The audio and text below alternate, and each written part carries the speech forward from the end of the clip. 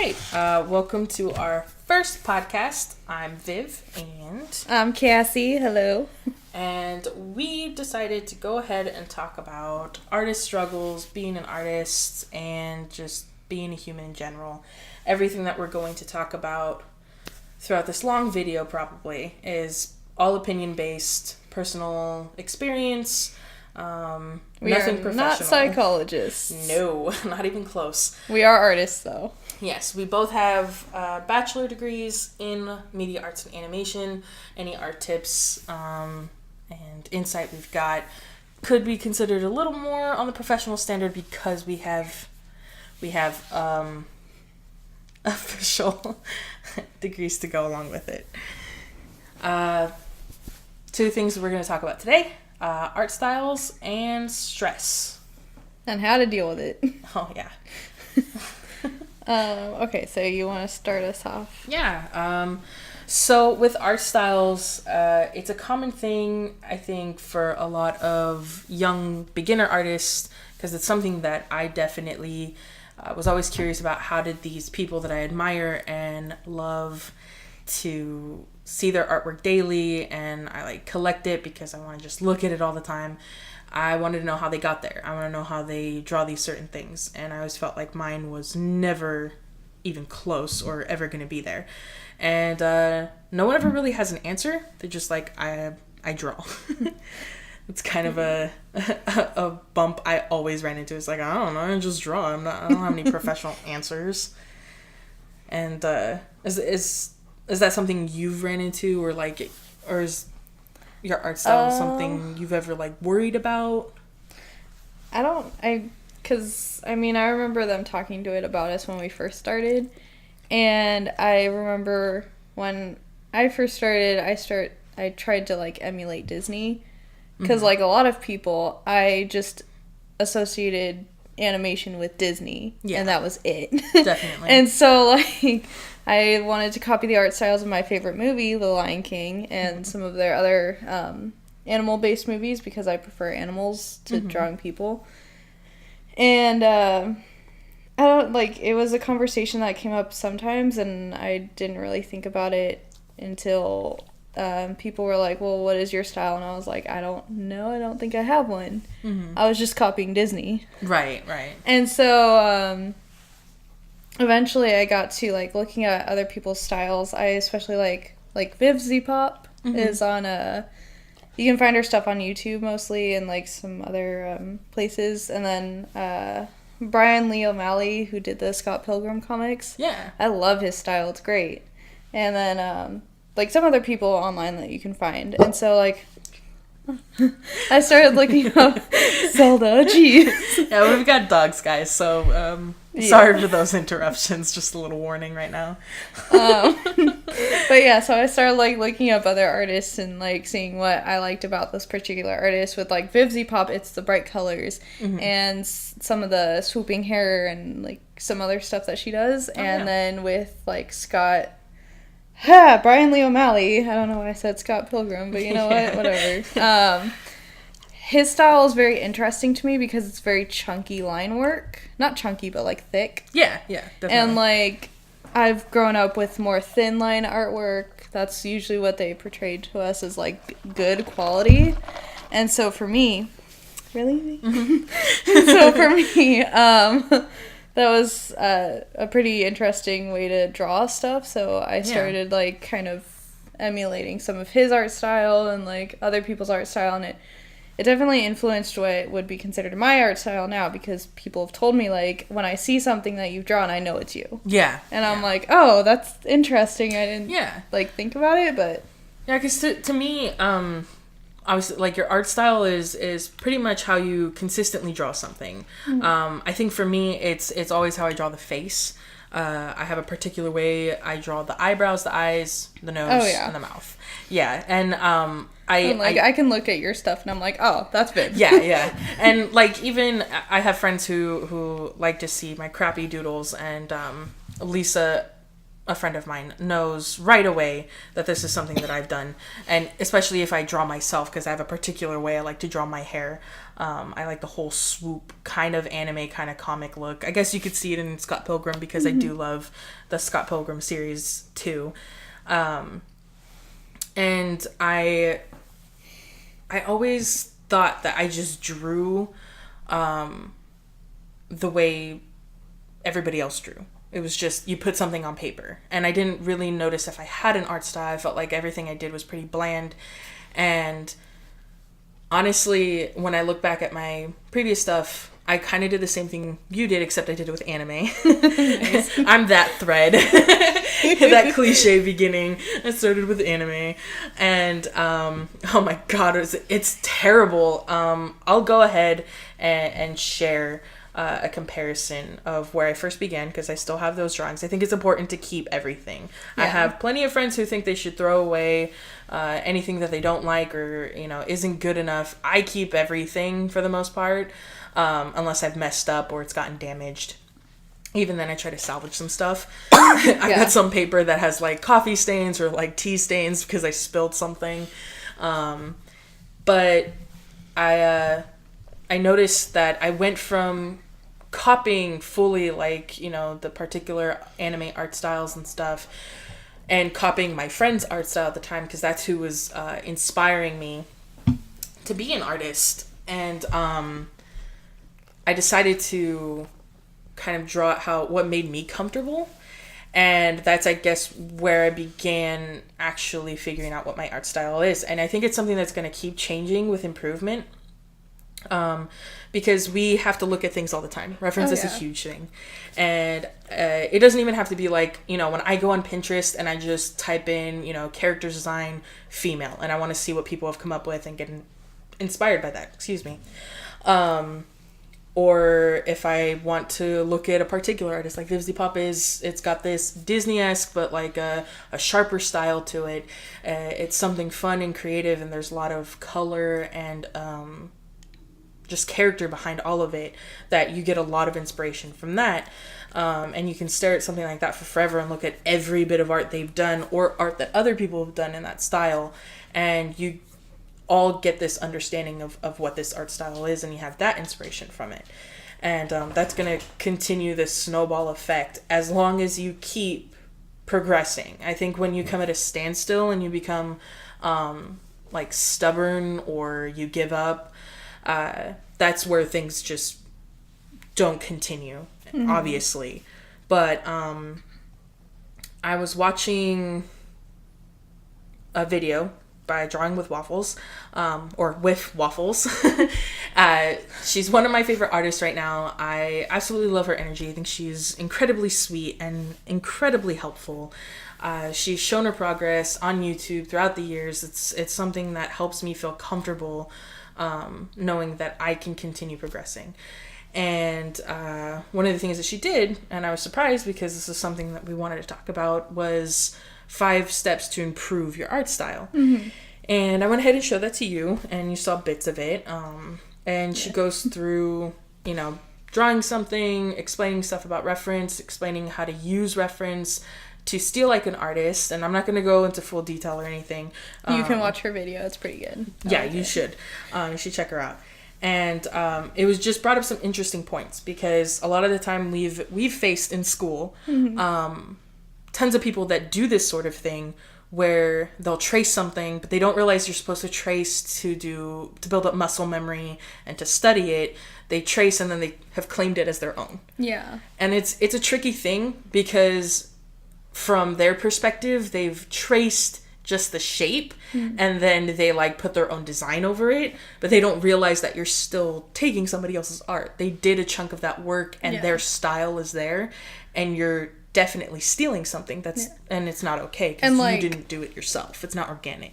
And for the most part, when you're tracing, like, people can tell. Like, it's pretty obvious when you trace something. Like, I won't give away names, but I saw someone who very obviously like traced a wall or like a building, and then they put like a motorcycle in front of that building, and it was very obvious that the motorcycle was traced as well. but like the perspective was all wrong, and like there were like so many other, and like I've seen this person's artwork and they're not that good. Mm-hmm. And so to see like this really good looking like bike next to a wall, even though they were completely out of perspective with each other, I was like, oh yeah, you trace that. Like, yeah, it's pretty obvious. Yeah. So it's just not a good thing to do. Like if they I can't wait the thumbs off. You can bleep off. Okay. If they had taken that initial drawing and then took it one step further where they now drew their own piece where there's bits of like the motorcycle and building that they drew, then that's something else entirely. But I think the root of the problem is when people just trace something and then they sell it or they give it away as their own. And it's always really hard because a lot of the time during school you're in this weird flux of making friends with people that you're going to be pitted against in this industry. And it's different in comparison because we have a teacher who went to a fine arts school and he is phenomenal. He is very talented. His name is Ross Bounds. You can find him on Instagram. And his wife makes some amazing artwork too. Oh, she does too. And he is incredibly talented. Very, very sweet, wonderful teacher. And, but his experience and some of the stuff he's gone through with doing fine art related work is different in comparison to what we have done with media arts and animation. I feel like the setting we were in, it was very much nerd culture. And we have a ton of friends that we totally got along with, people that annoyed the crap out of us.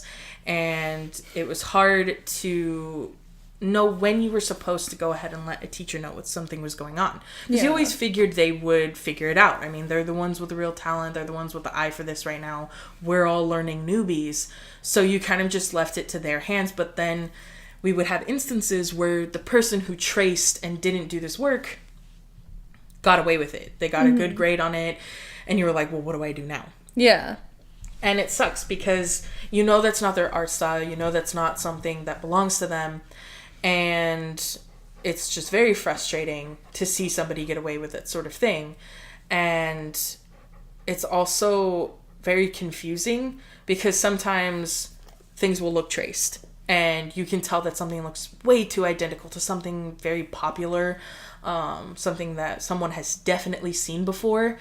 And sometimes people are just really good at imitating something. Oh, yeah. And we've run into that issue before where I've seen somebody look at a reference photo and they can match it almost on par with their own drawing. And they did that own work and it was like a weird... And like sometimes that's encouraged and that can kind of muddy things up because it's like, where do you draw the line? Where is it plagiarism versus I'm doing my own piece? And like it's not really a spin on the original work, but it's technically my own piece. Yeah. Like, yeah. It's really hard. But I think with that whole cluster, you might just want to avoid it in general. When it comes to you developing your art style, I think keeping in mind that this is something people definitely look out for. At first, I didn't. Until I became a little more aware of my surroundings and the people I was dealing with. And obviously there's going to be a range. There's going to be people who take this very seriously and have aspirations to work for Disney, DreamWorks, Rooster Teeth, Blizzard, Bungie, whatever. And then there are people who are just like, I just really wanted to draw my comic that I've been working on since I was like 9. Yeah. And it's like the same fucking story and they don't want to progress. And so it's like you definitely become aware of who you're dealing with and figuring out where you fall on that spectrum, how seriously you're going to take this. And I think that all comes down to how you're going to handle yourself as an artist. I think if you trace... Remember that tracing is just to build up muscle memory. You do it to study the shape, to practice, to teach yourself tricks, but do not use what you traced as your own work. Take what you learned from that mini lesson and then draw your own original piece starting from scratch, and just keep going from there. And when you draw something... that first drawing, it doesn't have to be your first final project. You can take that idea, let's say if I, wanted to draw a character from a fandom and my first pose is horrendous and I really hate it. It's very stiff. It's not doing anything. There's no flow to it. I can draw it 50 times and then I'll finally go ahead and get one. Yes, it's a lot of work. This is not going to be easy, just like anything else out there. It's going to take time and practice and energy, and you're really going to hate it sometimes. Trust me. But if it's something you're incredibly passionate about, I think you can get through it. And I think if you train yourself and you do the practice and the work, you'll develop your art style to something that you can just be totally happy with for years on years end. And it'll be something that is yours. And that's what you want to be proud of. You want to be proud to look back at it and know that this is yours. And I think it's pretty important for you to also pay attention to your art. Yeah. I mean, because like for the longest time I didn't know I had an art style. I thought my stuff was just super bland and it looked like everything else. I didn't know there was a particular way I drew my eyes. I very much like wearing eyeliner, so that definitely influences how I draw eyes.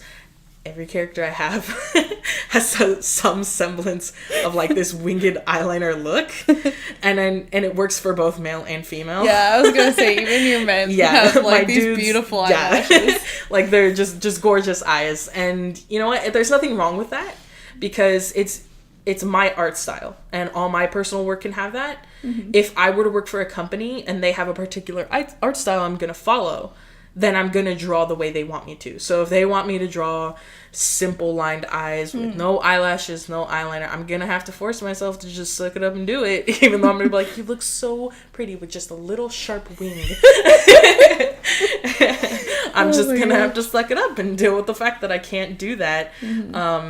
And that's a whole nother thing we could probably dive into. But we'll save that for another moment because I'd like to discuss fully working in the industry and taking on that sort of thing at a different time. But I think art style wise, pay attention to your artwork, trace to train but don't trace to claim. And yes, I made it rhyme. Wow. And I'm very proud of it. Okay, I was like, oh shit, it sounds rhymes. like a training video. I know. Oh my God. It does. I was like, hell yeah, this is gonna sound cool. And I know how nerdy it sounds, but I am old. I am 25. I am old. I am a grandma. Wow. I am done with my young years. My body has started What to does die. that make me, BBs? You've been old. That's what that means. Oh, wow. Okay. We're gonna move on. Yes, we're gonna move on to, oh God, to stress. But I hope we said something about art style and working on your art style that could potentially help out beginners or anybody who thinks that they can't draw. You know, that's a frustrating thing is when somebody says I can't draw. That's a weird stigma because it's like I've encountered so many people who are like, I can only draw or I can't even draw stick figures, and they'll draw a stick figure and I'm like, that is the cutest stick figure I've ever seen. Yeah, what are you talking about? Like, you can draw, like, you just kind of need to practice with everything. Like, it takes practice. They think you have to draw just like, you know, professional animators and people who have been drawing for 40 years plus automatically. Like, that's not how that works. But yeah, I think just like anyone can cook, maybe not everyone, but anyone can cook, and anyone can draw. I will totally share progress work that I've done, and I'm gonna share a couple links to people that I think you should check out based on just art style in general and positive artists that you could go ahead and follow, like Drawing with Waffles. She's really cool. So now let's move along to stress. Such a fun topic to go ahead and discuss. Yep. Particularly because stress can come in a lot of different forms for a lot of different people. We're going to focus, I think, stress as an artist. Yeah. Oh, God. Because starting at the beginning, just as a high school artist, I started in high school. You started... as a kid, yeah, but like, I was a kid when I first started, but you know, I didn't really develop until probably late high school. my senior year, and the art teacher at my school was very mad at me for not signing up earlier. I remember her being like, "What do you mean this is your last year and you only just signed up for art class? What the heck?" And I was like, "I'm so sorry." Yeah, because I initially wanted to be a cook, and then I gave that up, and then I wanted to be a writer. That's so fucking hard, you guys. I wanted to be a veterinarian. Yeah. And, like, I can't, there's no way. Yeah, there's a lot of things that you start off, you're like, I want to do this, and then, nope. We landed on art. And boy, howdy, is it fucking stressful. Oh, my God. I think starting off in the beginning, stress as a beginner artist at a high school age. Sorry, Zelda. You need to move.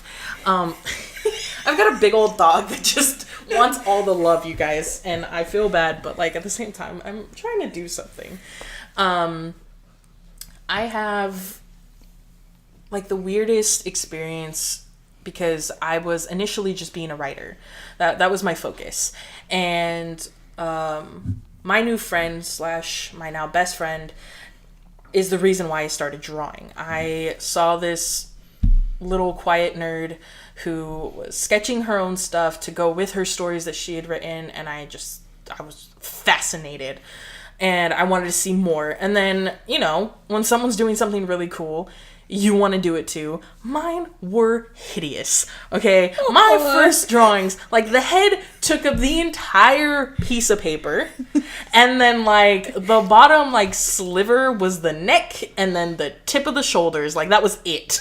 But apparently I needed the head to take up the entire paper, and the hair was barely existing. The eyes were very bad anime style, and I guess those were mouths. Like, I don't even know. I'll take photos, you guys, I swear to God. But it was hard because the stress factor, not only dealing with being a senior in high school, but the stress factor of not being as good as her.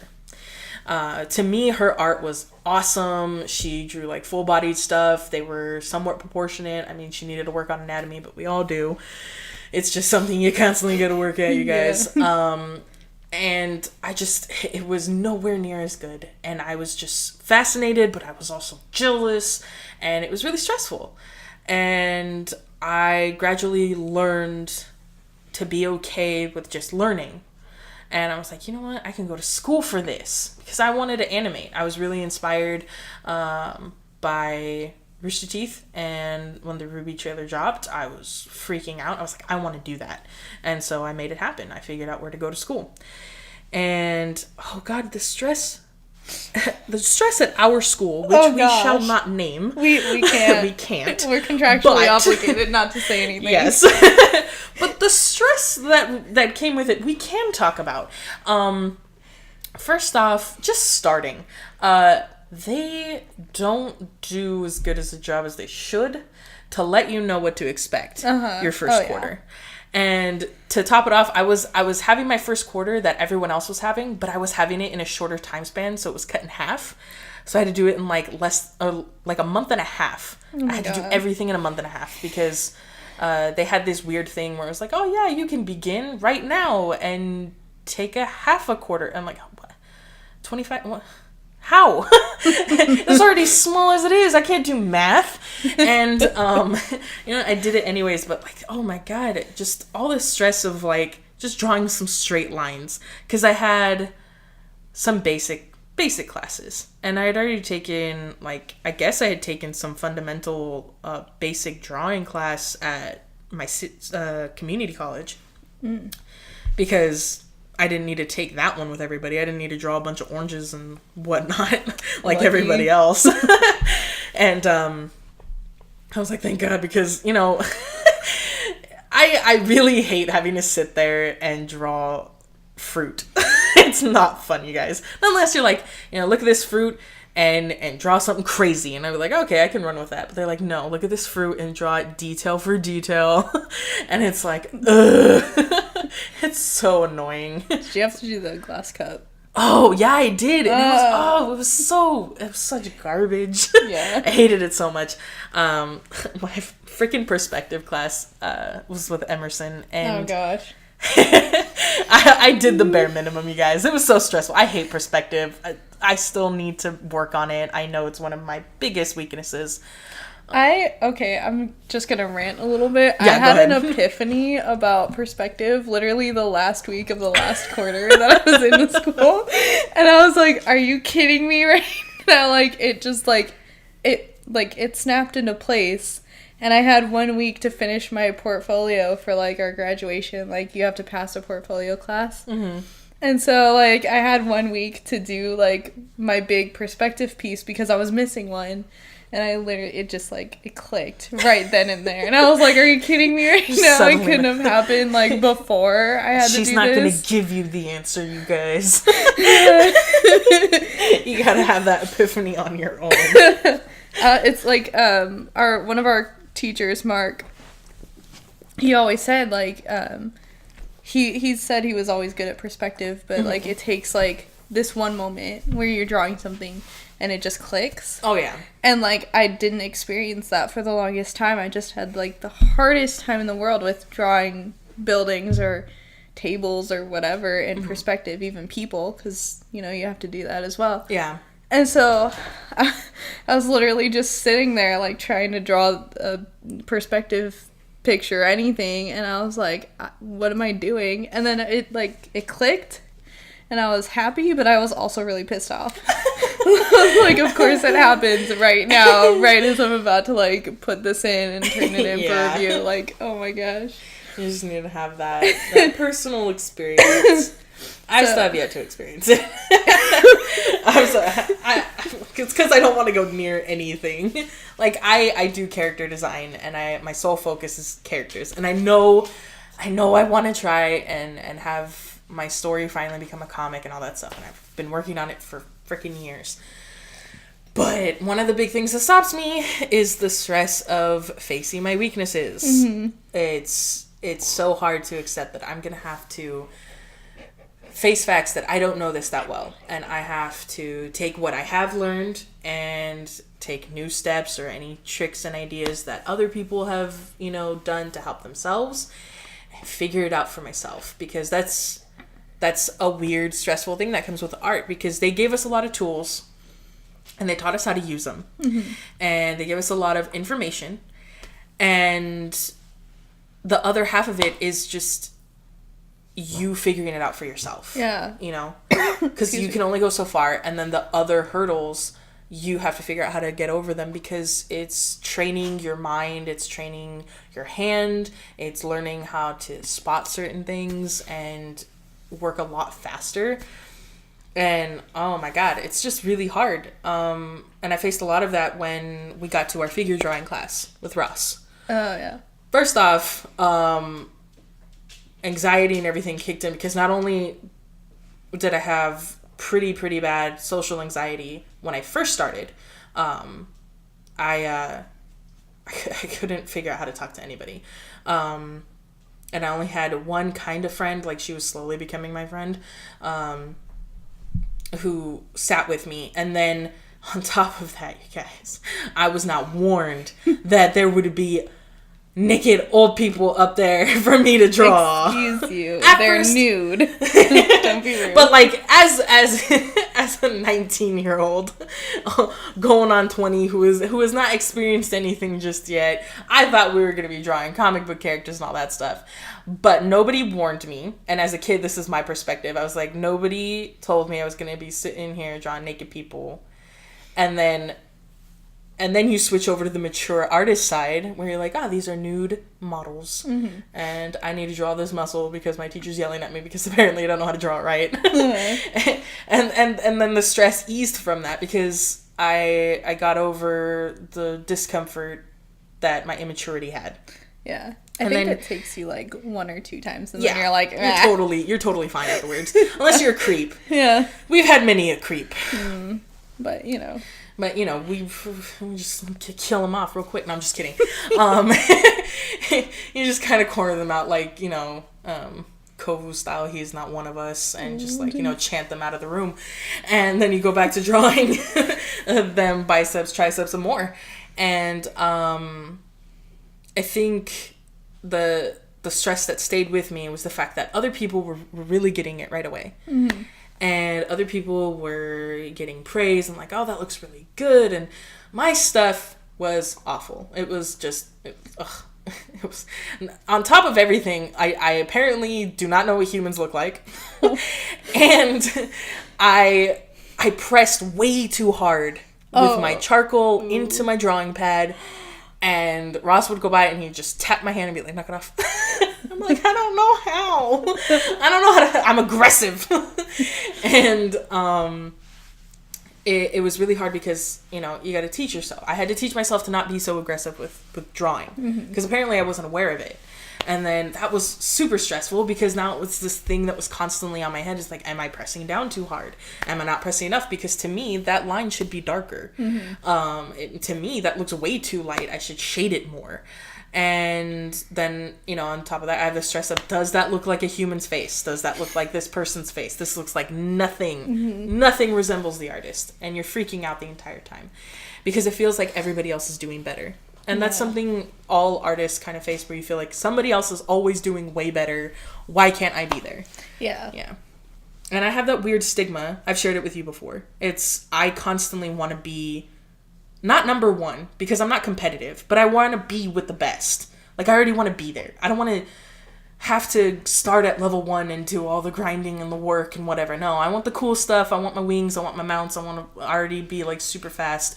I want to have everything. Yeah, I think that's pretty typical too. It's like a lot of people that I know, myself included, are already like at this point where we're like, okay, now I'm ready to do the things that I see all these other people do. And it's like, you kind of have to scratch and scrape from like the bottom and get back up. And you already feel like you've done that time and time again. You're like, how many times do I have to go through this bullshit before I'm with the rest of the people? And it feels like there's always going to be those layers you have to climb through.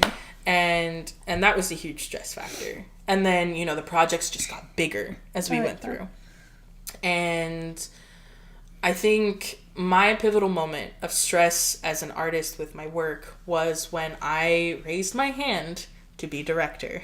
Oh no. I remember this. We have a class where basically you work with a team to do pre-production and production, and you guys produce an animation to showcase at the end of it all. And it is a lot of fucking work, and it is painful and stressful, and oh my god, everybody wants to rip their eyebrows off at the end. I did not know any of this stress that you were hearing in my voice and the flashbacks that you hear in my tone. When I, you know, naively raised my hand all excited when Mark Yeager, my wonderful teacher, went ahead and was like, all right, who wants to be director? And I'm like, me. Everybody else, like, nobody else raised their hand. Everybody else was just looking at us. And I should have taken that as a hint. I should have read the room. But I was so excited. I'm like, how cool is it going to be when I tell my mom that I'm a director? Right. Like, you know, you get that kid feeling where, like, you're like, oh, that's a really big job and it's super important. It makes it sound super cool. Like, I'm director. Like, you have this stigma with it. So I was just super excited for that. I was like, yeah, I'm going to be director. And I am so sorry to the writer of said animation, Reginald Lockett. And he had a really cool story in mind, and it just got ripped to shred, guys, because everybody has their own ideas, including the teacher that wants to help everybody. And that was a pretty stressful part because you can't say no to your teacher. This person has years of experience and they know what to do, and they're the one who's in charge of your grade. But also at the same time, you've got everybody else who's part of your team, and you've got your assistant. You've got the writer themselves who already has this original work, and then you are supposed to be the one in charge. I could not handle it. I was so struggling to figure out how to be the boss of my friends, because that's what it was. I was with people that I hung out with all the time. My best friend, I had people that I hung out with, had lunch with, shared jokes with. We just shoot the shit, whatever. We'd go out for drinks. And it was really hard to look at these people and think, I have to tell them that their work sucks and they need to do better. But how do I do that without hurting their feelings and hurting our friendship? Yeah. It was so hard. And I had to just man up, basically, if we're going to just use the term that everybody knows. I had to buckle down. I had to, just deal with the pain and the awkwardness, the uncomfortableness, whatever. Man up, woman up, I don't care. We just had to buckle down and just face facts because it was hard. I was crying a lot.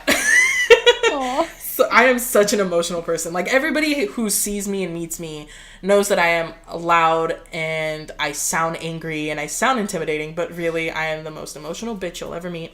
I cry so easily. And I was just I had no sleep. My mom was worried about me all the time. My sisters could see that I was just freaking out. I was constantly working, and it was hard because you thought you could rely on certain people to just do. Mm-hmm. And then other people were just making your life miserable, and you had to figure out who to fire, and I've never fired anybody before. And I felt bad because I could see their point of view and their perspective and the stress they were dealing with. Mm-hmm. But, like, at the same time, you have these rules you have to follow. Yeah. And I think that was probably the most stressful experience I ever had to deal with. I know that I can be a leader, and with that learning experience, I have done much better being a bit more commanding and not caring if I step on toes, as long as I'm not being, a complete asshole about it. You gotta teeter that line. You can't be an asshole just to be an asshole, and you can't let everybody get away with stuff just because you want to be liked. Mm-hmm. And so I've done a bit better. I just know that I feel more comfortable being the assistant, I guess, because I also don't like making final decisions, because I want to make sure nobody feels left out. Yeah. That's a huge thing with me. It happens with my friends. That's why we do, like, a voting system, because that way, more people, it goes to the majority, and it feels like it's more fair that way. I feel like if I was just told to pick and nobody gave me their input and I had to pick and I chose the wrong one, I'd feel so bad. So, still working on that. Mm-hmm. But I feel like if you were to tell me to be in charge of something now, I would have plenty of learning experience from the first time, and I would approach it way differently. Especially starting off the first time, because when I first showed up and I was director, that first impression you give, I remember I was just like, so what should we do? It was bad. I didn't step in with any kind of charge, and that's definitely something I would change. I would go in knowing what I would want to do, have everything planned out and ready, and start giving things right away. And even though it was like the most stressful quarters of my life, mm-hmm. I think it was worth it to have that experience, and that Mark convinced me to keep going. Bless you. To keep going as a director, because honestly, it'll help me down the line to feel more comfortable, to be a bit more commanding, even with people I don't know and people I do know. But what would you say? I think I know it, because I kind of lived it with you. Okay. You being my roommate and my close friend. Go ahead and talk about your stress. Varying factors. If you want to start with, like, mini stress from the beginning until now, like I did. Okay. Let's see. So, I guess my mini stress... growing up, I was super into art, and I drew a lot, and I got it from my dad, because mm-hmm. he draws a lot, and he's really, really good. Like, I don't think you've ever seen any of his art, but it's really good. Usually when he and I interact, it's like, we're gonna fight. Yeah, you two get along in that way of, like, snapping comebacks at each other. It's really funny. But yeah, so I got my art skills from him, and I drew a lot growing up. But I remember, like, my family not really caring about it, like, especially my mom. Like, whenever I drew anything and I'd, like, give it to her and be like, hey, look at what I did, she'd be like, that's cool, and not even look at it. Yeah. And she was pursuing her own, dreams, and she wasn't really, like, super interested in raising kids, so that put a big damper on our relationship. And it made me not really enjoy doing artwork, because it felt like nobody cared.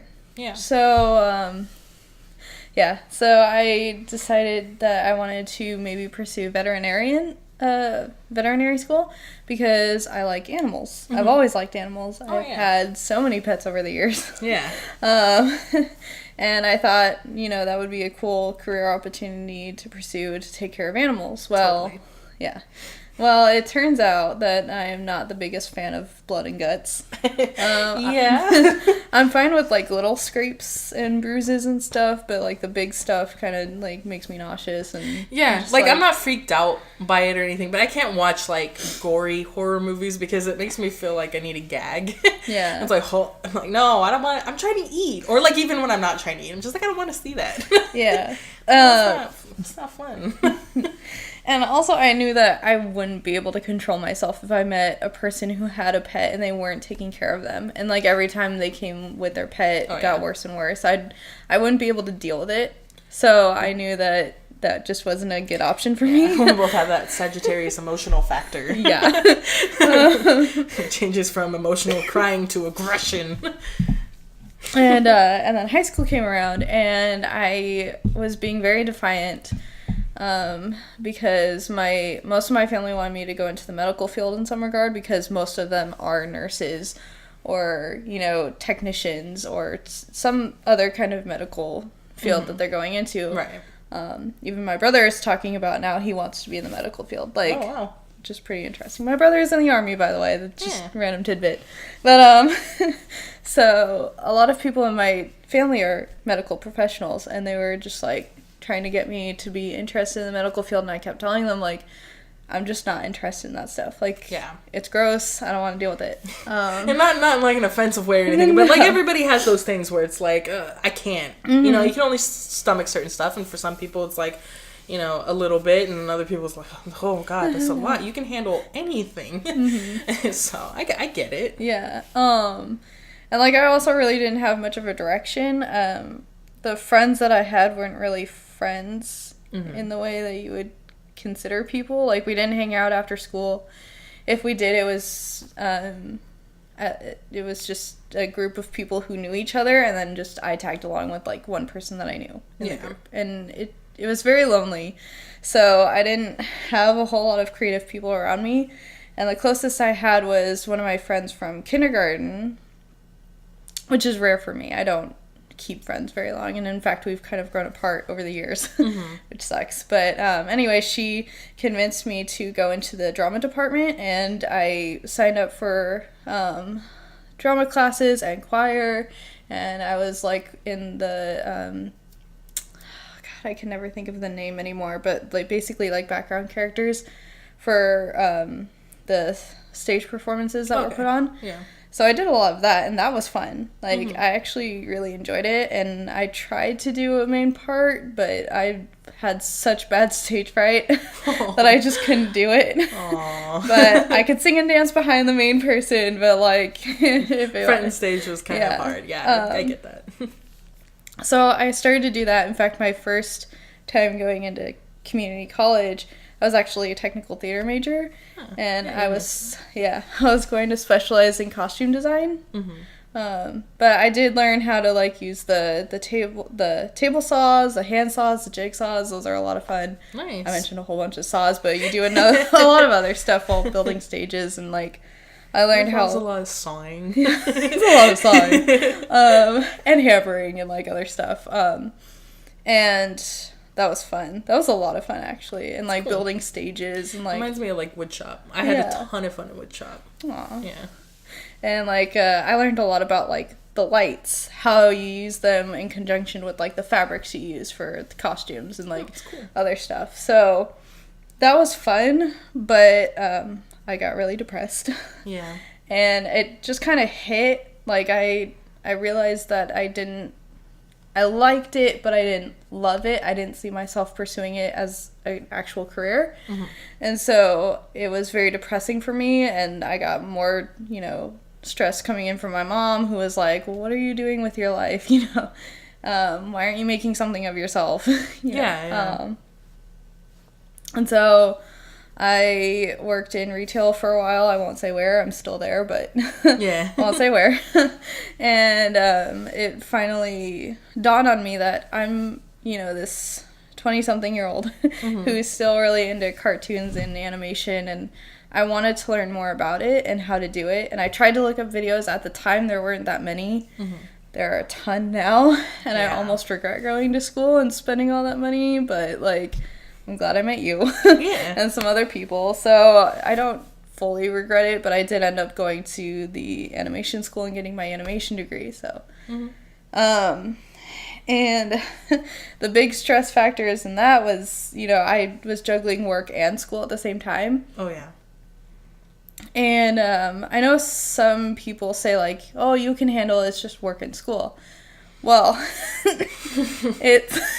yeah, I know you're laughing. It's just work and school. It's just work and school. But I was doing a whole lot of, like, I worked basically 7 days a week, where it wasn't like I was at work 7 days a week or I was at school 7 days a week, but it was intermittent, so that I never had a day off, truly. Yeah. And it was hard. My roommates could see it. You could see it. Oh, yeah, totally. I was, lethargic because I wasn't sleeping very well.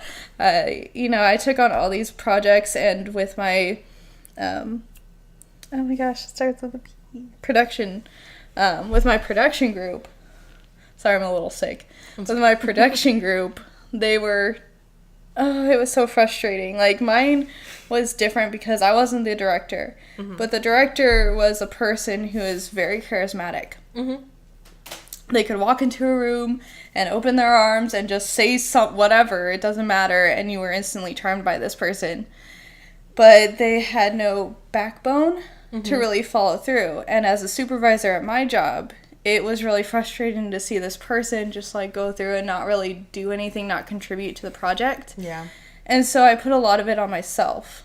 And you were there, you witnessed that. So not only was I doing my own projects for my other classes, I was taking on a lot of responsibility for this production class, and then also going to work at the same time because I needed money for, for rent and for food. Like, just so people who happen to listen to this, just so you know, with the production class, we have groups up to 8 to maybe like 10 people. So, like, this amount of work, because we're doing something pretty big, all the work that goes into it is supposed to be divided equally among everybody. Yeah. So, like, you were taking on stuff that should have been done by at least 3 other people. Oh, yeah. And you were taking on that big of a workload, stuff they expected from you that made sense, and then other stuff you took on because nobody else was doing it properly, or, like, they weren't taking initiative. So, like, my big thing was, like, for the pre-production portion of it, I did basically the entire animatic by myself, which is ridiculous. So, someone who wasn't in the class actually introduced us to Storyboard Pro, which is a really cool program. If you ever get the chance and you want to look into it, I would definitely say go for it. It's part of the Toon Boom Harmony setup. So Storyboard Pro is a really cool program in that it allows you to make an animatic and, like, basically everything you need to do with an animatic in a very short period of time with all of the resources that you need. The only problem is we were doing, it was like 3 or 4 minute animation. Yeah.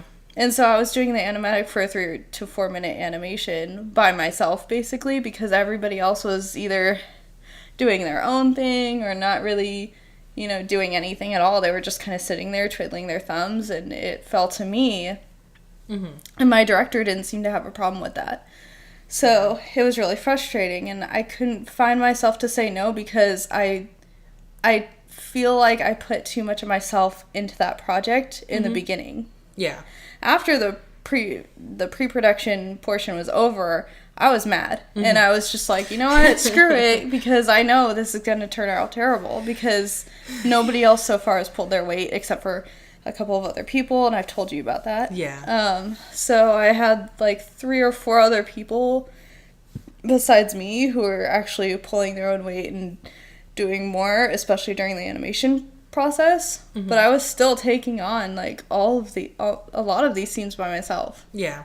And I remember that because, like, you guys would also have to take on scenes and, like, redo parts because they weren't done properly, which is really frustrating because, I mean, everybody can agree with the idea that group projects suck. Yes. Group projects suck. Any any time period. Like, if you're working on a group project in 3rd grade, in middle school, high school, you hate it. You don't want to work with other people because you know, unless they're your friends and people that you've worked with before, like one-on-one, you know you can't rely on these people. Yeah. It is so hard to find somebody, a complete stranger, amongst the class, because teachers have this idea, I should pair you up with somebody you don't know or a bunch of people you don't know so you can socialize. Like, no, that's not how it works. We find people based on how well we click, and we gravitate towards one another. Stop putting us with people we don't fucking know. Well, and like, I had the extra added like pressure of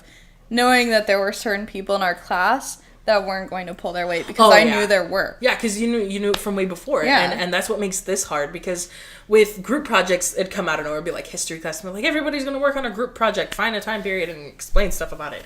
And then you're like, okay, and it's like, all right, I'm going to find, my friend, there's Maria, and there's Joseph, and blah, blah, blah. Nope, you're going to work with completely different people, and you hate it. Because group projects like that suck.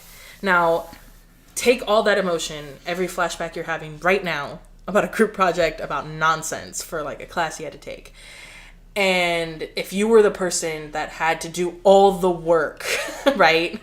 And it even says it in the credits scene of your fucking PowerPoint. It's like, PowerPoint done by Viviana, beginning, middle, and end done by Viviana, artwork done by Viviana. Yeah. It's like only one other person helped and they did like the bare minimum, but you're like, at least this person contributed in a way.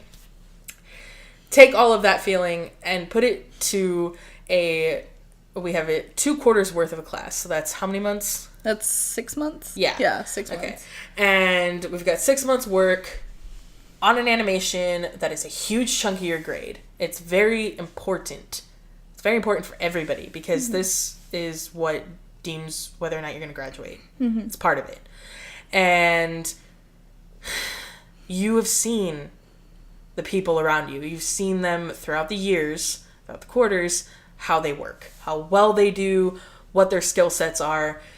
And you always get stuck with people that just aren't, like I said before, there's a spectrum. There's people who take it incredibly seriously, and this is their life's work, very passionate about it. They're gonna do it. Yeah. And then there's the people that just don't fucking care. They're like, oh, my mom made me come here, and she's the reason why I'm getting a degree. And it's like, okay, well, you have no goals. That's cool. So I get screwed over because this person doesn't want to do anything. Or some people think they're way too good to do anything. Yeah, that's really frustrating. so frustrating. I don't know why people who don't deserve it get blessed with all the confidence. I don't know. And I'm here being this nice, socially anxiety-filled, just shaking, terrified person who can be angry as a self-defense mechanism, but like I have no confidence. And somebody who has no talent, has no passion, nothing. They have all this confidence in the world and they could be a cocky asshole and they just drag you down. And what sucks is that the teacher doesn't grade us individually. It's not like, oh, Viv, how well did you do as a director? It's like, well, if that was the case, I probably would have gotten a C-, maybe a D+, still passing, but it would have sucked. But that's not the case. What sucks about it is that they look at the animation as a whole, your finishing product, and they grade you on it. And they don't take into account how much work everybody did. And that's what sucks, because so many people get away with not doing anything. Yeah.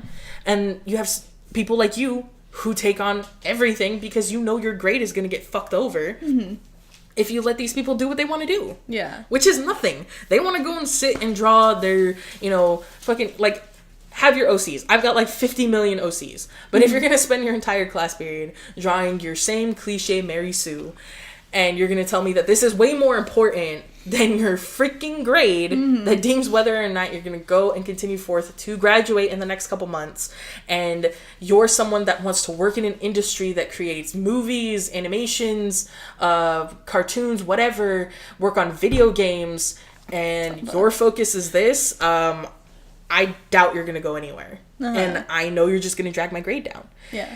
And like it's frustrating because as a director I'm sure you wanted your project to be amazing. I looked at the projects of the past because I graduated after Viv did. Yeah. And so I looked at the projects of the past, and I was like, I want us to achieve something that's like not quite Disney level animation, but damn close. Yeah. That was my goal, because I saw some of the animations that passed before, and you've seen them. They're not great. Mine is one of the ones where we just hide in shame because we ran into so many issues and the stress factor of me being director. And it wasn't that I didn't care.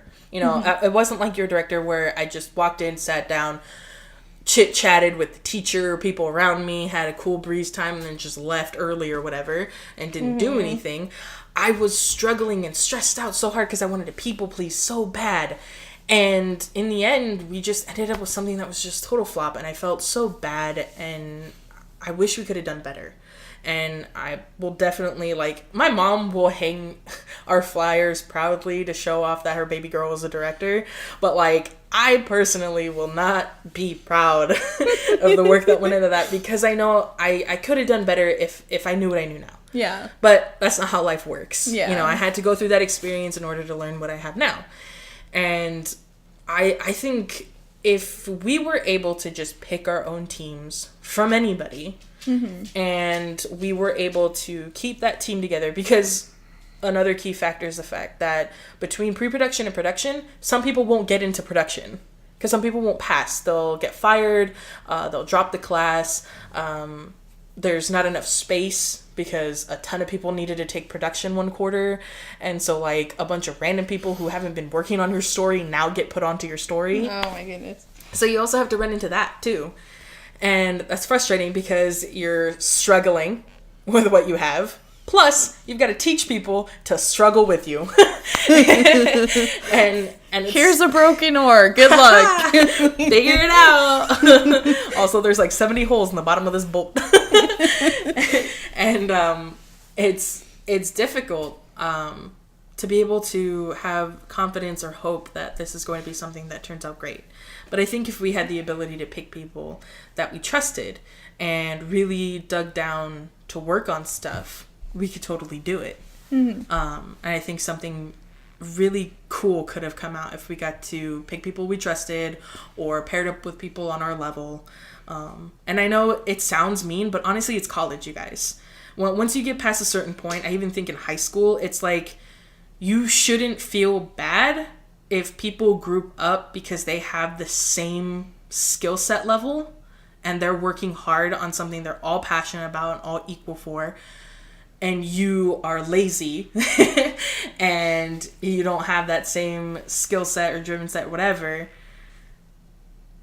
It's not cool to drag other people down. Yeah. I mean, you could disagree with me. You can say, oh, well, we should all work together. But why? Why should, I have to help somebody who clearly doesn't want to be here, who would rather spend their time playing a video game on the school computer, which has happened many times, who has spent time video chatting with friends overseas and in other states, which has happened many times, in class during a professor's lecture. Aww. Oh my God. Why should I help people like that when I want to do something that I'm proud of? Why should I risk taking care of somebody else and letting them get the same grade as me when they don't do anything?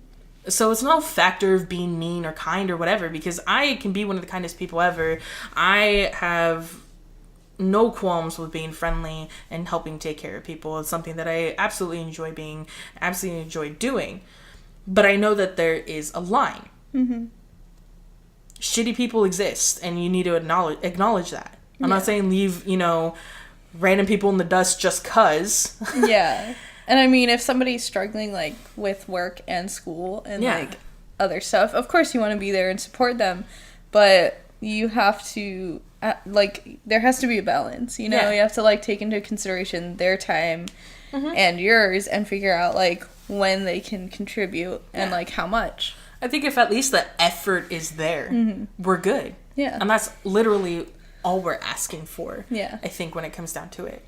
And because I'm not going to say I draw at an exponential level and that I'm, an amazing artist. No, I don't believe that for a second. I'm just saying I would like to work with people that get as excited as I do and are ready to work every day and have no problem taking on a good chunk of a project that is equally fair to everybody else and doesn't complain or doesn't look at me and go, that program that I should have known for the past 3 years while I've been here, I've never touched it before. And you're like, oh, then why did you raise your hand to be our lead animator? Oh my god. Okay. Somebody hadn't touched Toon Brew? Right. Oh my god. Oh. So many things I have interacted with and experienced. It's really surprising. There's never a dull moment. And sometimes you want it to be a dull moment. But, I mean, aside from just the school stuff, you had mentioned the work/school overload, and that hits a lot of us. But sometimes not. Like, I didn't have to face that sort of thing, and it was really hard for me to understand, basically because all my stress came from school.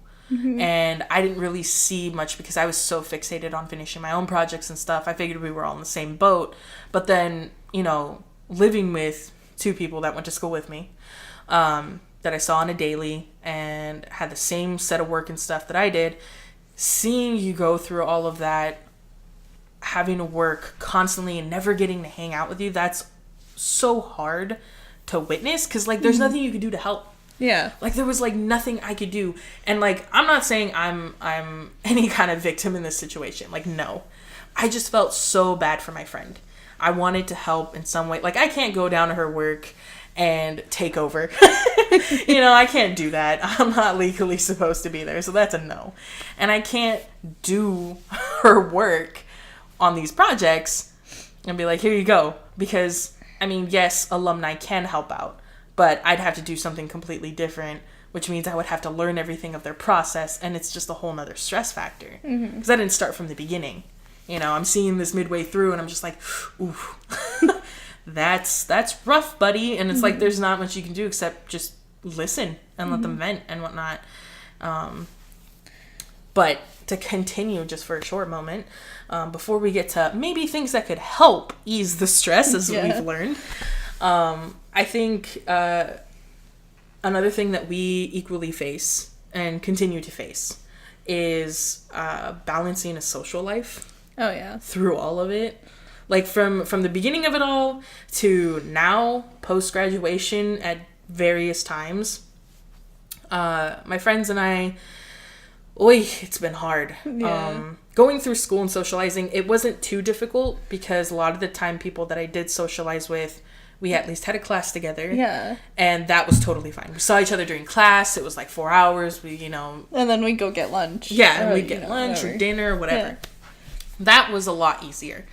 I think when it got hard is when I graduated and when everyone was in the mix of graduating. It was really hard to hang out because everybody had plans to either move or they already had moved. Like, when I graduated, a lot of people that I knew were gone. And I was like, they were like, peace out. Oh, that's right. Not everybody lives here. Some people traveled a couple hours, or some people, moved back home to a different state or whatever. And it was tough because these were people I loved and cared about and I spent, the past 4 years with, and I wasn't going to see them every day anymore. And that was so terrifying to realize because after high school, I experienced the whole, all my friends left me sort of debacle, and it's like, it sucked in the moment, but it's whatever. Everybody's got their own path to take and whatnot, and I learned and grew through that. I just didn't expect it for college. I think it's different too because, like, in high school, I didn't really have too many actual friends. I wouldn't call them actual friends because we didn't hang out really, and so, like, once I graduated, I had this weird, like, feeling of, like, why did I give a shit what any of them said? Like, I'm never gonna see them again. I had that realization literally the day after I graduated. And I was like, I'm never gonna step foot on this campus again. I'm never gonna see these fuckers. Like, why did I care so much? And I was kind of mad at myself because I was like, I didn't put myself out there in high school. I didn't try. I was the kid who was, quiet, shy, didn't really have any friends. And so, like, oh, gosh. And so I put myself out there more in college because, you know, we're pursuing this degree that all of us have in common. Yeah. Or even, like, the game art and design students. Like, oh my god, yeah. We have so much in common with those guys. And it's harder, I think, because it's like, these are people you bond with. These are people that, like, we have so many things in common.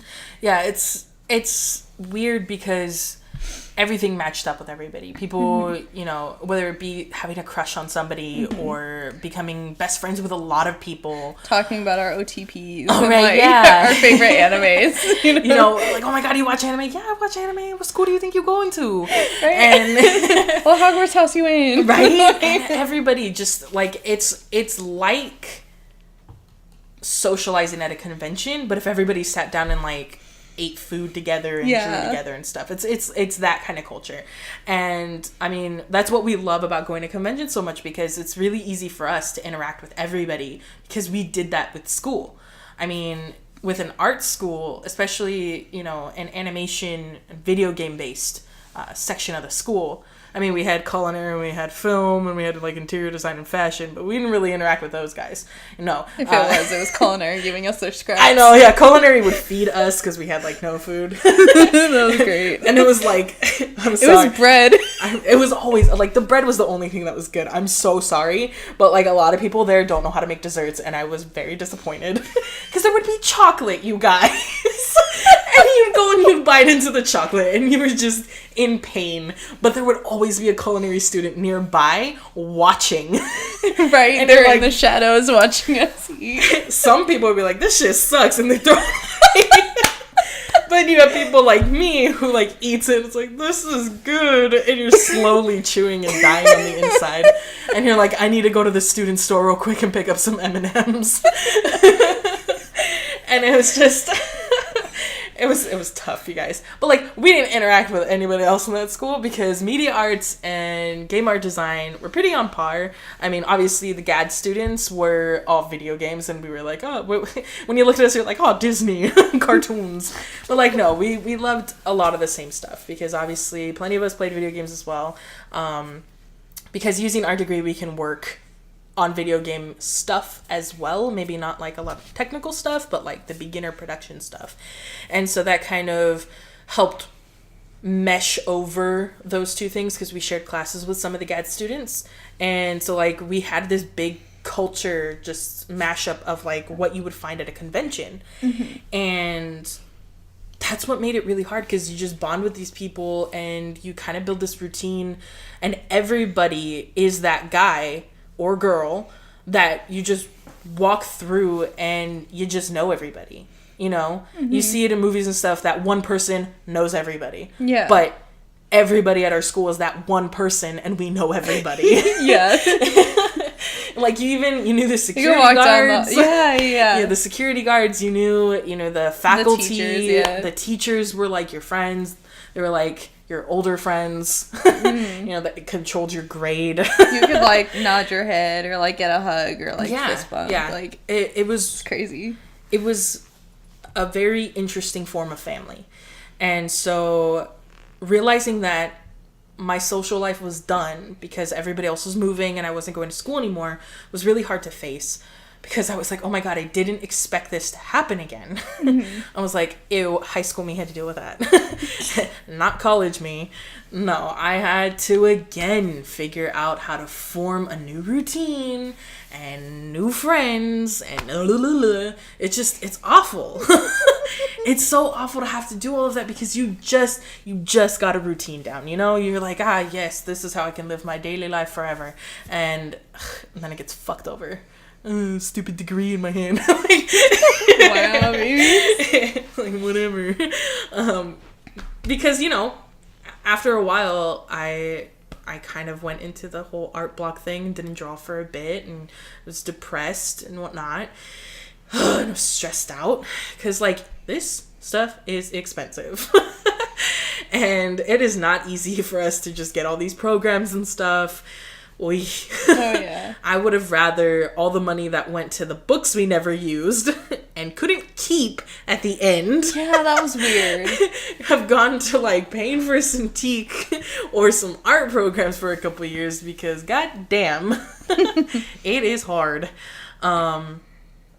But having to go back so I could work on, because I live near the school, so going back to work on the computers and stuff and seeing some faces I recognize, but obviously a lot of people I knew have graduated or about to graduate, so there were a lot of new people and I was like, I don't know any of you. It was really weird. You know, it was like if you went back to the beginning of high school or went back to visit your high school and there's a bunch of, you know, newbies. Everyone feels like a freshman to you now. Yeah. And so it was like I would go back so I could draw and stuff, and my routine was over and it was really obvious. And so that was stressful, and I didn't want to go to the place that made me feel really sad. And, you know, I try to hang out with my friends that are still here, the couple of friends that I live with, the new friends that I have made, my online buddies, and it's just really hard because a lot of people, I mean, we're still trying to figure out careers and stuff. And some of us were still in school at the same moment. Some of us live a little, well, not too far, but it's a good enough distance to make you just kind of not want to hang out some days where you're just like, I don't want to go all the way over there. Vice versa. Or like, you know, people work certain days and then only a couple of us are free. And then the other one gets left out, or like several others get left out, and it sucks. It sucks because you don't know how to compromise things. You don't know where to compromise, actually. You don't know what you could do because we're also broke. So, like, if I hang out with a couple of my friends on Sunday, but Cassie here is working, and then I want to go, and then Cassie's like, well, I'm free this day, and I happen to be free. Can I even afford to go out that day? Yeah. Like, she can because it's her one day that she hung out, but I'm going to hang out twice, and it's like, oh, shoot.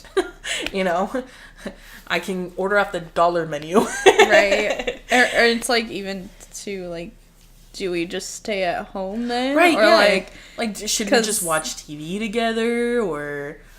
Because, like, sometimes you just don't want to hang out. Yeah. Because you're tired from your week. And I mean that showed a lot because you were dealing with work and school. Well, I was just dealing with work. You know, I was done and I had more free time. So it was like on days where you and I could hang out, you're still really tired. And so like that was hard too because it's like you want to hang out with your friend. Yeah. But you have this stress factor of like, man, I don't want to fucking bug her. She's tired as fuck. And then you're like, I want to hang out, but I'm fucking tired and miserable and I just want to sleep. Yeah. So it's like that weird, you know, overlapping and confusion. And then for other friends of ours, it's like the schedules really don't match up and they really get left out, and then things just get really confusing, and a lot of us are a bunch of sensitive ass people, and so you get real emotional about things, and you end up doing that stupid depression, anxiety thing where you're like, oh, they don't like me anymore, and you thought you got rid of that insecurity. Yeah. Like, you always think as you're getting older, you're like, I'm done with that. Like, no, it follows you, it haunts you, it is always going to be there until, like, you build stages to get past it. And, you know, because if you don't work on something, or if you forget to keep working on something and you fall back down, it's just going to be there again. And that happened to me. I thought I was over it, but nope.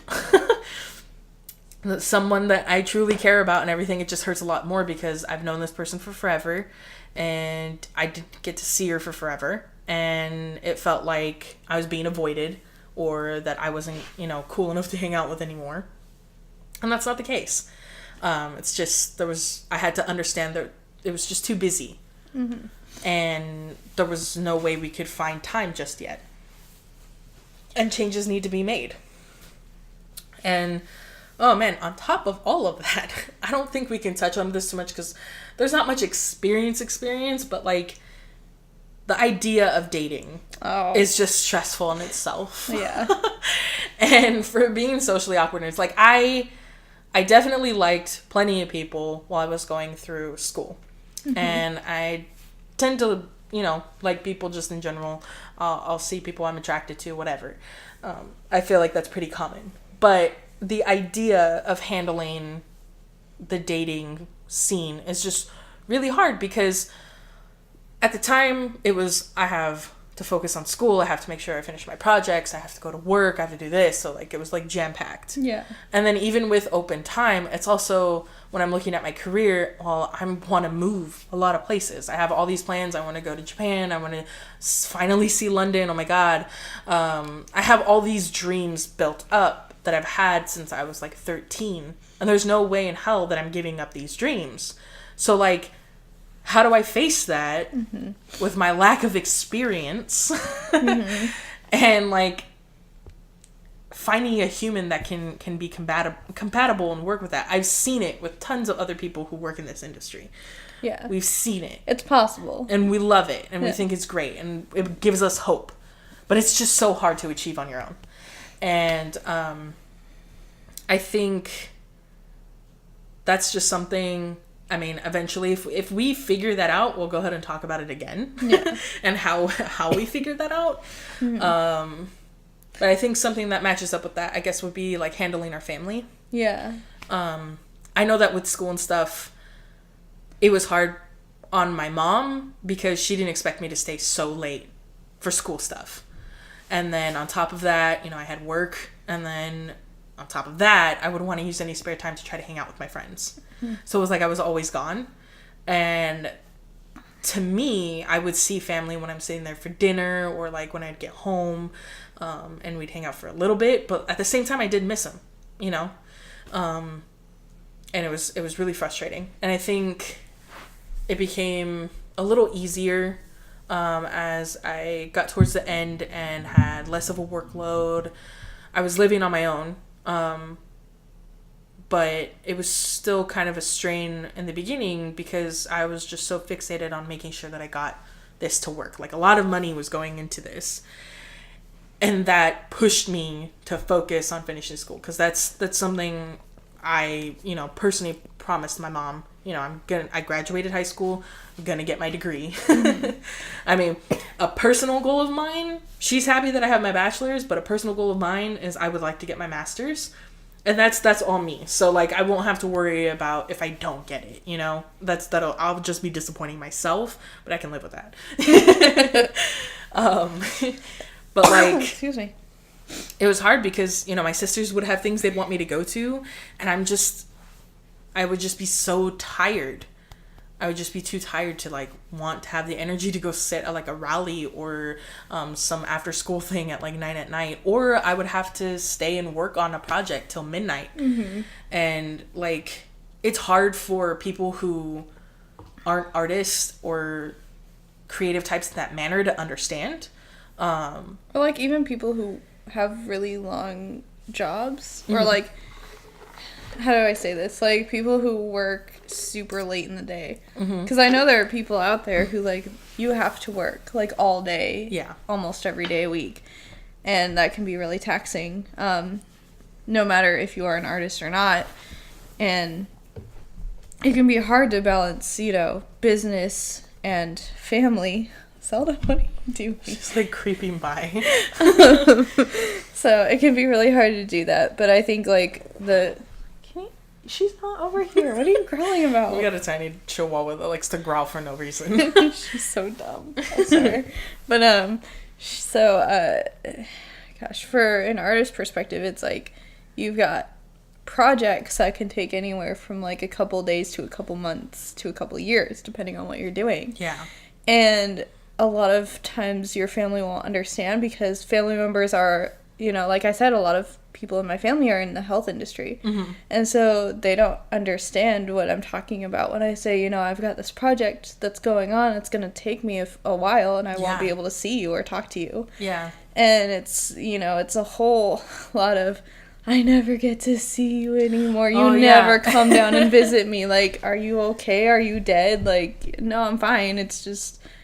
I've got this thing that I have to do, and I can't always be there. Like, I can't always talk to you. And yeah, it sucks because, like, with my family, one of my sisters, her creative side comes out with makeup. She's going in for cosmetology. It's really cool. But I have never been a makeup person. Not until recently, because I like playing with eyeshadow and eyeliner. But for the most part, I've always just worn black eyeliner. That's my go-to. So I couldn't really relate to a lot of the stuff that she loves with makeup. And I think it's really cool and everything. She also can't relate to a lot of things that I like when it comes to art. And like my mom, very similar. She can totally get my sister's love for makeup because my mom also loves makeup. My mom's also very much a math person, and I don't know why she couldn't pass that on to the rest of us, because boy did I struggle. But she likes my drawings, but she doesn't fully understand my work process. You know, because I know it's gonna sound a little unfair, but what it always felt like was that they would look at the work that I did and thought that I should be done quickly or something because it was just a drawing. And this happens a lot with people who don't understand the artwork process and don't understand the hours and hours and hours at work. People look at sped up speed paints online and think that that's how long it yeah, they think it takes legit like 10 minutes. And it's like, no, this beautiful artwork took them like 6 hours. And even then, they probably spent weeks, you know, or like a week at least, doing sketches and warm-ups and stuff and figuring out exactly what they wanted to do. So it sounds a little unfair, but I think it's also fair to say that with family, when they look at it and they aren't on the same wavelength with the creativity and understanding how this process works, they kind of are blasé about it, and it hurts. It does. Yeah. It totally does. Because it's like, I am working so hard and I am putting so much stress on my own shoulders. And to not have the recognition from people that should comfort me and should be there for me, it is really hard. It sucks that the only times I would get any true understanding of like the hard work that I done would be from my teachers. And it would feel so good to have one of them tell me that I did a really good job. Oh yeah. Or that they really liked my piece here, or they liked what I created. And I would feel such relief, and it paid off in the end. But it would have been nice if during those long night hours where, you know, I'd get in trouble because I was out every night till midnight, you know, at the school working on stuff, that there was a bit more understanding, because it was stress from my family, because it was like guilt. I felt so guilty for not being able to be done sooner, because then now I have it in my head, why can't I work faster? Why can't I be done like 3 hours sooner? I don't want to be at the school starving, hungry, you know, out of my mind, fucking dehydrated. I haven't stood up for the past 8 hours because I'm hunkered down. Yes, you should take breaks, kids. Yeah, babies, what the fuck? I know, but during projects, I would stay hunkered down over, you know, Hunchback Notre Dame style, Quasimodo, in front of my Cintiq in the dark, and the only light that was lighting up me and my Hunchback was from my Cintiq, and I had headphones on, and I was listening to just all the emo bullshit, and I'm just sitting there angrily drawing, and like, I want to get this fucking project done. And then, you know, I stand up, and it's like, oh, my spine! I forgot it could crack right? like that. It's like, oh shit, that does not sound good. We're gonna ignore it and go home because I'm tired. And then, you know, I'd go home and I'd deal with the guilt and the getting in trouble. You know, being a grown up and getting in trouble with family, it's such a weird thing, because you feel like after a certain point, you know, you're an adult. But that doesn't really happen. No. Not with Mexican families either. And not in my family, where my mom is always going to look at me as her child, her baby. And I am the eldest. So much responsibility and everything is always on me. It's a given. So it was just really hard, because there would be times where I wish I could go ahead and vent and, you know, get some comfort. But instead I show up and, you know, I've caused the dogs to wake up and bark so late at night. Everyone's tired and exhausted from their own long day. I've been gone for hours and hours. And I'm going to have to repeat the process again the next day. I'm the cause of the annoyance right now. And I have to quietly eat dinner alone that's cold and reheated in a microwave, and just scarf it down, curl up, and go to sleep. And then start over the next day. And it was hard because, You know, you want your family to help take care of you, and you want the support and the interest and the excitement, but you're not getting any of it. Yeah. Like, you get it in certain moments, you know, when something big, like with production and showing off my animation and stuff, big project moments where it's like an event and like it's something that they're like, ooh, yeah, I can go to this, or like, ooh, yeah, look at what my daughter did. Mm-hmm. But like the process, having to spend all the nights, you know, drawing and doing all that stuff, you wish you could have gone faster. You wish you could have been done at 6 and gone home and had a normal day. Yeah. But you can't. Not when you're training yourself, you know. If I were to finish at 6, everything would have looked so ugly. And that's not what I wanted to turn in. I knew I could do great work. It was just going to take time. Yeah. And it was just really hard to find that understanding. But, I mean, you know, they don't really know the world that's going on. Yeah. And it's really hard because, like, if I was to sit down and explain everything, I don't think there would still be a full understanding. But, like, it also just takes so much time, you know? Yeah. You just kind of already want that understanding to just happen. Yeah. You just get all the blank stares. Yeah. It's like when you explain math to me. Just like, what? But, it was just really hard. But, And I think, like, explaining the stress of school to my family was tough because, like, they had 9-to-5 jobs, basically, and it's like, how do you encompass everything that's happening in my life to you in a time frame that makes sense, and then, like, have you care about it? Because my family has never been very supportive. It's hard for me to talk to them in the first place. And so I'll just say, oh, you know, it's just stressful. And that's what it amounts to. And then they just look at me and they're like, really, it's stressful? Like, you really, that's it? And, like, even when I've told them, like, stories about things that have happened and, like, how frustrated I am, they don't take it seriously. Because, you know, oh, you had to do one hard thing, like, oh, that sucks for you. Well, remember the time that I raised you, quote unquote? Like, it becomes this competition. Yeah, it's weird. And that should never be a thing that happens. And it feels like something that a lot of us will face. Yeah.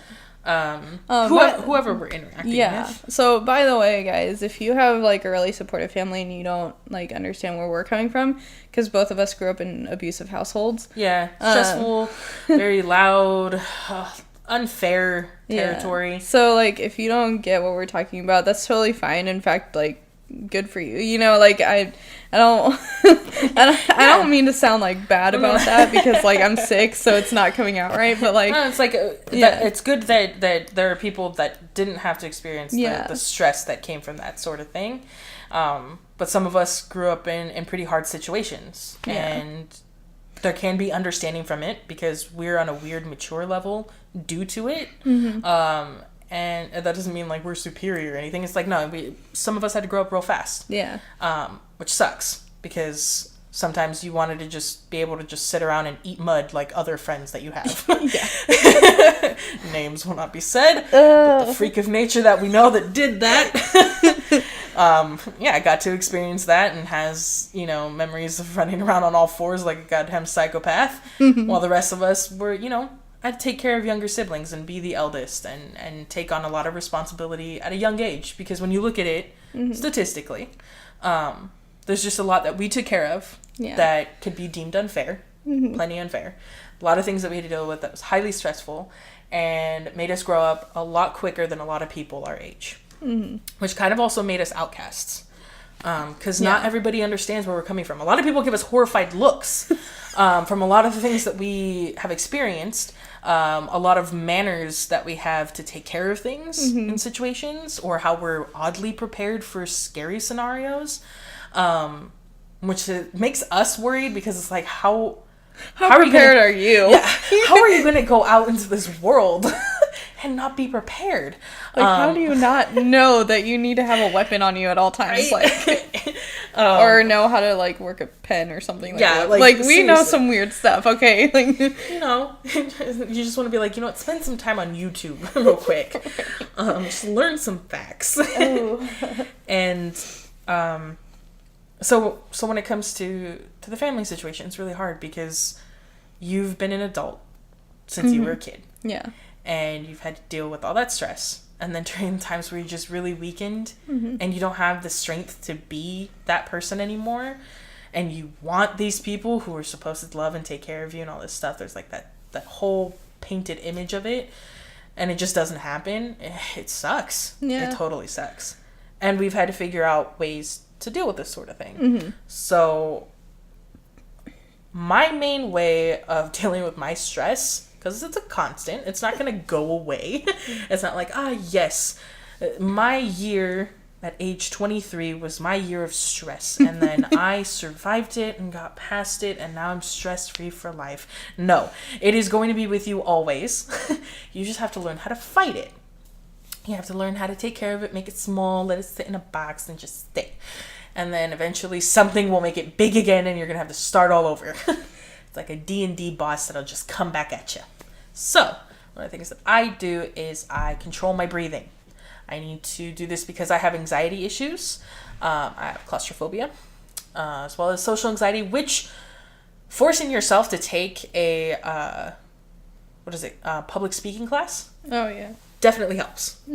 I hated that I had to do it, but it was required at our school.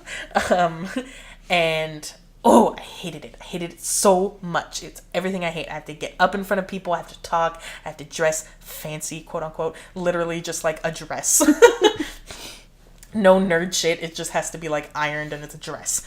And, I had to brush my hair. No, I brushed my hair. I just had to part it nicely and like do a couple curls because my mom says that looks professional. Nice. I had to do all of that, and I hated it. But I've gotten a lot better at talking with people, and even just doing this, the way I'm talking now. There are times where we've tried to record. Oh, yeah. There are times where we've instantly, like, as soon as we knew it was being recorded, we would just shut up.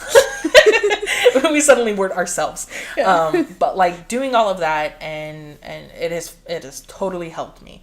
But controlling my breathing is a huge thing because my anxiety definitely attacks my heart rate a lot, and it scares the crap out of me, which makes it worse.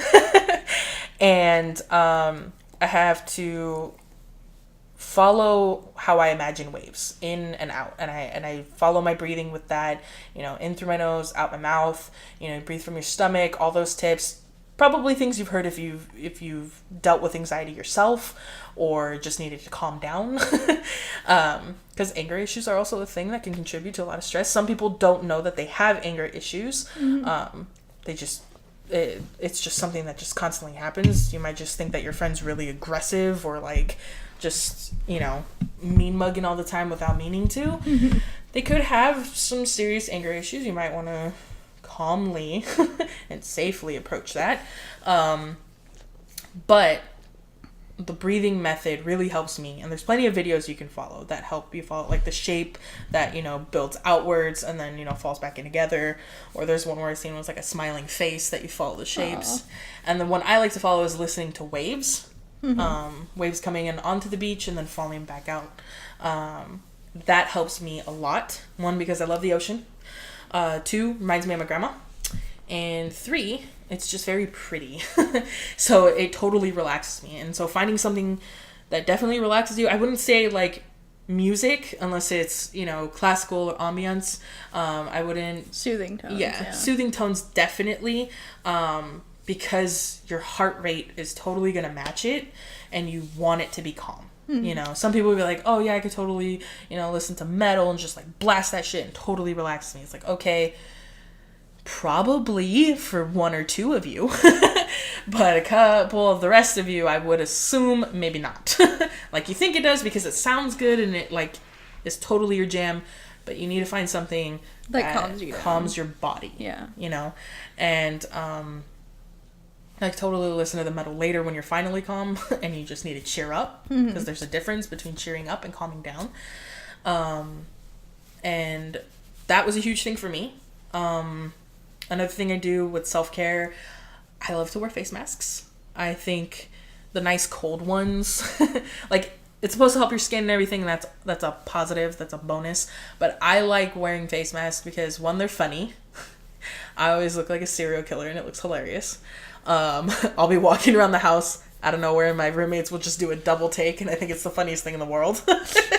Because like you look crazy. you look ridiculous.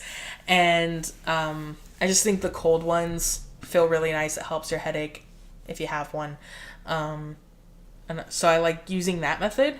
I think the third one that I mentioned to you earlier was I like to do my makeup and put on like a mini cosplay, because I really like cosplay. I wish I could do full on cosplay, head to toe, look awesome, but I don't have the money for that. I mean, I also have insecurity with my body and whatnot, but like that's a whole other basket.